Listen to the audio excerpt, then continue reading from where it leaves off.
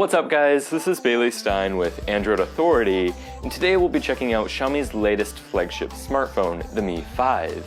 It's rocking a Snapdragon 820, and it's relatively inexpensive at around $300 in China. We've been using it for the past couple of weeks, and without any further ado, let's get started with our full review. The Mi 5's design balances the best of previous flagships like the 3D glass of the Mi Note with fresh design aspects such as the physical home button, the curved Gorilla Glass 4 rear, angular metal frame, and illusionary bezel-less display combine to form a recognizably flagship design. And good looks aren't the only thing that the Mi 5 has going for it, as the phone is also very comfortable and easy to hold in the hand thanks to the glass rear and gradual curves. Outside of form, details like the Mi 5's tactile power and volume keys, as well as its flush camera optics, are notably well implemented. The symmetrical bottom frame design is visually pleasing, and the IR blaster on the top of the device is very nice for controlling televisions and household appliances.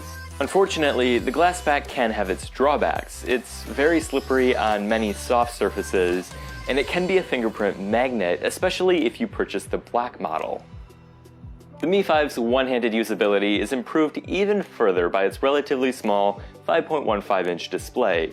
While some are disappointed that Xiaomi has gone with 1080p instead of Quad HD, we here at Android Authority are still very happy to see 1080p, especially at this size. 1080p panels are cheaper, use less power, and the vast majority of users won't be able to tell a difference compared to Quad HD anyway. Besides, it's not all about resolution, and Xiaomi has proven that with vibrant and saturated colors, deep blacks, great contrast, and excellent viewing angles. Sunlight readability was also very good in our testing, as was the adaptive brightness feature. Regardless of the variant you purchase, you'll be getting a Qualcomm Snapdragon 820 under the hood, which is one of the best ARM chips currently available. And that's very apparent when using the Mi 5 even for just a minute. Performance was very impressive even on our base model.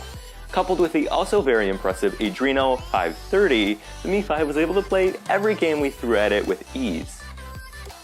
Calls sounded excellent for us on the Mi 5, and callers also said they heard us loud and clear. And here are the frequencies that the Mi 5 supports. Do keep in mind that this is an unlocked dual SIM device. If you are in the US, you'll be missing out on 4G LTE, but we'll be able to receive HSPA Plus in all areas when using AT&T and most areas when using T-Mobile. Xiaomi has embedded a fingerprint reader within the physical home button, which is very accurate and incredibly fast, beating the Nexus 6P in nearly all of our tests. Oftentimes, the lock screen is visible only for less than about 1/10 of a second, if at all. Although there are two speaker grills at the bottom of the device, the left is presumably a microphone as sound is only emitted from the right grill. The speaker isn't bad, it's definitely better than the one found on the Galaxy S7 in terms of both volume and quality, but its side position and very minor distortion may be disappointing. Xiaomi did adopt the USB Type-C 1.0 standard with the Mi 5, which we were happy to see. There's also Qualcomm Quick Charge 3.0 on board, and you can even get nearly 85% in nearly 30 minutes with a 3.0 charger. Unfortunately, the charger included in the box is only Quick Charge 2.0 compliant. Battery life was very impressive thanks to the 3000 mAh high-density battery. We had no trouble getting the Mi 5 to last through a full day of use, and always ended with very good screen on-time values comparable to those produced by the Galaxy S7.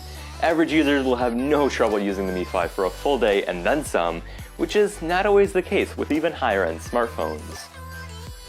The Mi 5's 16-megapixel f2.0 Sony rear camera performed very well in ideal conditions. Images came out sharp and detailed with a good amount of dynamic range. The color reproduction is also very pleasing, with just the right amount of saturation.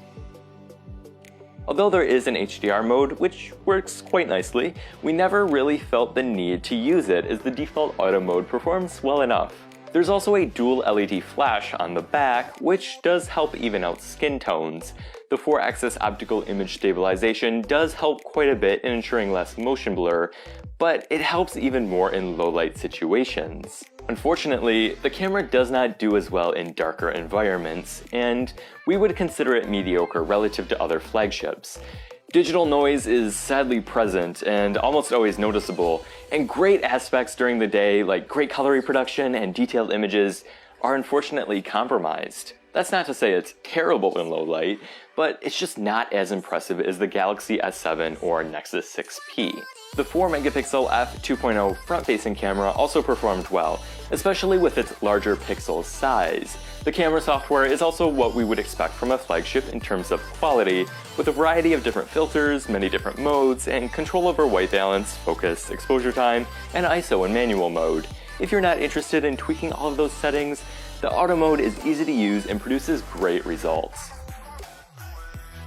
The Mi 5 is running Xiaomi's custom version of Android, MIUI. More specifically, it's running MIUI 7 over Android 6.0 Marshmallow. While many have dismissed MIUI as being too similar to iOS, few have highlighted Xiaomi's attention to detail and the amount of customization MIUI offers throughout. For example, MIUI has a respectable theme store allowing users to change the look of the entire UI. There's also advanced features built in, like call recording and scheduled battery profile changes. If you are importing the device from China, there's a good chance that your device will come pre-installed with bloatware and possibly even malware, so it's a good idea to flash the global ROM in order to return to stock MIUI with Google Apps and Services and the ability to receive Xiaomi's weekly updates. However, Xiaomi has started blocking bootloaders, and some resellers have blocked updating through the Updater app.